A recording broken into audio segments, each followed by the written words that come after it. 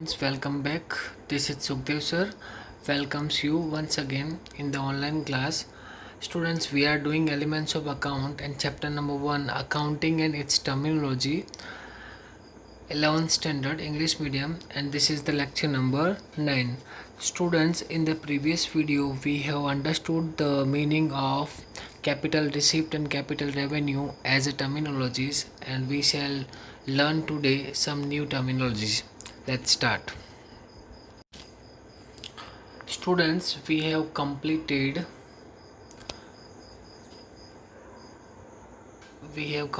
these terminologies and we were here. Last one was deferred revenue expenses, which was explained in fictitious assets. Today we will start with 23rd number, which is expense. तो expense का नाम तो आपने पहले सुना ही होगा students. Normally अपने बोलते हैं ना बहुत खर्चा है, खर्चे होते हैं, दैट काइंड ऑफ थिंग. तो खर्चे जो भी उसको हम क्या बोलते हैं, एक्सपेंस. बिजनेस में इसका क्या मीनिंग होता है देख लो. The amount spend and benefit of which is available to the respective accounting year is expense. Means जो भी अमाउंट आपने स्पेंड की है और उसका बेनिफिट आपको अकाउंटिंग में मिलने वाला है, जो भी साल चल रहा है उस अकाउंटिंग ईयर में आपको उसका बेनिफिट मिलने वाला है, उसको हम बोल सकते हैं expense. Accounting year is of 12 months. Accounting year जो है 12 मंथ्स का होता है. मान लो आपने कोई भी अमाउंट पे किया है और उसका बेनिफिट आपको आने वाले टाइम तक मिलने वाला है, तो उसको आप एक्सपेंस बोल सकते हो. लिखा हुआ है this is called as revenue expense. Example के तौर पे देख लो, सैलरी एक्सपेंस. अगर आप किसी को सैलरी पे करते हो तो आने वाले महीने तक उसका आपको बेनिफिट मिलता है. Wages expenses. वेजेस मतलब जो वर्कर्स होते हैं फैक्ट्री में काम करने वाले, उनको वेज दिया जाता है, और जो ऑफिस में काम करते हैं उनको सैलरी पे की जाती है. Brokerage expense, commission expense, discount expense etcetera. तो these are the expenses of business. जैसे एक्सपेंस होता है वैसे ही 24 नंबर पे आपको जो दिया है वैसे इनकम को आप बोल सकते हो रेवेन्यू. क्या बोल सकते हो, रेवेन्यू. देखो 24 नंबर है, goods and services are sold and provided to the customers respectively. तो जो भी गुड्स और सर्विसेज आपका बिजनेस प्रोवाइड करता है कस्टमर्स को, उसके बदले में कुछ ना कुछ तो लेता होगा ना. If credit sales are made and amount is receivable, it is also a revenue. मान लो आपने किसी को उधार सेल किया है, उधार बेचा है किसी को, पर उसका अमाउंट रिसीव होना बाकी है, पैसा मिलना बाकी है, तो उसको भी आप क्या बोल सकते हो, रेवेन्यू में कंसिडर कर सकते हो. इसके अलावा भी इनकम्स होती है, अदर इनकम्स लाइक इंटरेस्ट हुआ, rent, commission, dividend received for the prospective period. Even outstanding incomes are included in revenue. अगर किसी के पास से कुछ आपका लेना बाकी है, पैसा किसी से आप मांगते हो बिजनेस के थ्रू, तो वो भी आपका क्या काउंट होगा, रेवेन्यू में काउंट होगा. अब देखते हैं 25th number. Students 25th number जो है वो है प्रॉफिट. प्रॉफिट से तो आप लगभग सारे लोग इंट्रोड्यूस्ड है ही पहले से, आप पता है आपको कि प्रॉफिट क्या होता है, फिर भी अकाउंटिंग लैंग्वेज में एक बार देख लेते हैं. After deduction of regular payments which is known as revenue payment. पिछली बार देख चुके हैं हम.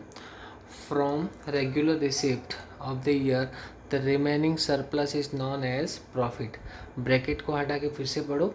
After deduction of regular payments from regular receipt, जितनी भी रिसिप्ट मतलब जितनी भी आपकी रेवेन्यू इनकम हुई है उसमें से सारे एक्सपेंसेस को निकाल दो. मतलब जितनी भी इनकम है उसमें से एक्सपेंसेस माइनस कर दो, आवक में से खर्चा निकाल दो, तो जो भी बचेगा वो आपका क्या माना जाएगा, profit. The excess of day to day incomes over expenses of the business is called profit. समझ गए होंगे, इजी लैंग्वेज है. The excess of day to day incomes over expenses of the business is called profit. This is revenue profit. क्योंकि revenue profit क्यों होता है, क्योंकि day to day life में हम एक्सपेंस भी करते रहते हैं और हमारा रेवेन्यू भी होता रहता है, इनकम भी होती है. तो इनकम में से एक्सपेंस, रेवेन्यू इनकम में से रेवेन्यू एक्सपेंस माइनस करेंगे तो हमारा क्या बचेगा, रेवेन्यू प्रॉफिट होगा. This kind of profit is called revenue profit. देखो रीजन दिया है, this profit is the difference of revenue incomes and revenue expenses. This is regular profit but many times there is a creation of irregular profit known as capital profit. Capital profit जो है कभी कभार होता है, वो आगे आएगा तो मैं आपको एक्सप्लेन कर दूंगा कैपिटल प्रॉफिट क्या होता है। अब 26 नंबर पे स्टूडेंट्स है लॉस। इससे भी आप लोग परिचित तो होंगे ही, इसका मीनिंग भी आपको पता ही होगा, फिर भी एक बार अकाउंटिंग लैंग्वेज में देख लेते हैं। तो competition of loss is contrary to profit competition. Profit जो है, जैसे हम प्रॉफिट फाइंड आउट करते हैं, अगर उसका हम कॉन्ट्रास्ट कर देते हैं, कॉन्ट्ररी कर देते हैं, लाइक प्रॉफिट कैसे पता करेंगे, सारी इनकम में से सारा एक्सपेंस निकाल दो, आवक में से खर्चा निकाल दो, जो बचेगा वो प्रॉफिट। वैसे ही अगर इनकम से ज़्यादा एक्सपेंस हुआ तो एक्सपेंसेस ज़्यादा हो जाएंगे ना, और इनकम कम रहेगी, इनकम कम होगी और एक्सपेंस ज़्यादा होगा तो हमारे लिए क्या माना जाएगा, वो लॉस होगा।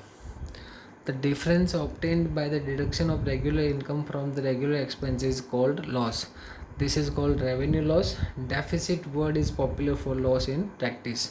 लॉस की जगह पर डेफिसिट वर्ड यूज़ किया जाता है। मान लो कि इनकम कम है और खर्चे बहुत ज़्यादा है, तो खर्चों में से इनकम को निकाल दो, फिर भी अगर खर्चा बच जाता है तो उसको हम क्या बोलते हैं, लॉस बोलेंगे।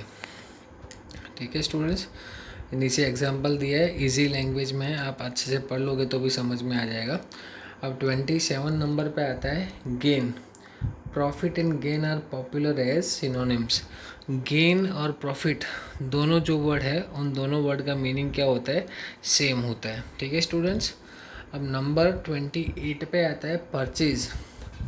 परचेज क्या होता है, नॉर्मली परचेज हम उसको बोल सकते हैं अगर हम किसी के पास से गुड्स बाय करते हैं, खरीदते हैं, बराबर। देख लो,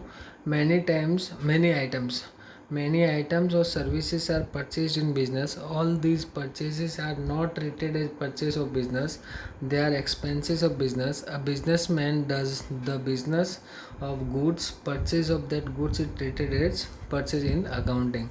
देखो, इसके कहने का मतलब ये है कि आप कुछ भी परचेज करते हो तो सबको परचेज में काउंट नहीं किया जाता है, लेकिन आप बिजनेसमैन हो, आपका जिस टाइप का बिजनेस है, लाइक आप फर्नीचर का बिजनेस करते हो तो फर्नीचर से रिलेटेड चेयर हो, टेबल हो, बराबर, सोफ़ा हो, कुछ भी अगर फर्नीचर से रिलेटेड परचेज करते हो तो उसी को अपने परचेज बोल सकते हैं, बराबर। जैसे when stationery is purchased by grain merchant.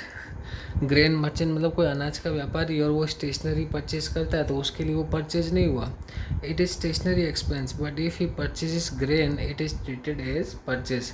This purchase can be in cash or in credit form.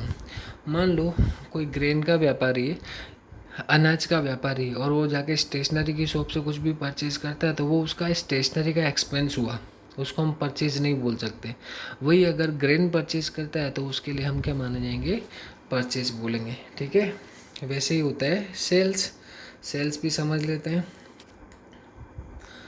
Businessman receives different types of incomes from business. All these incomes are not treated as sale.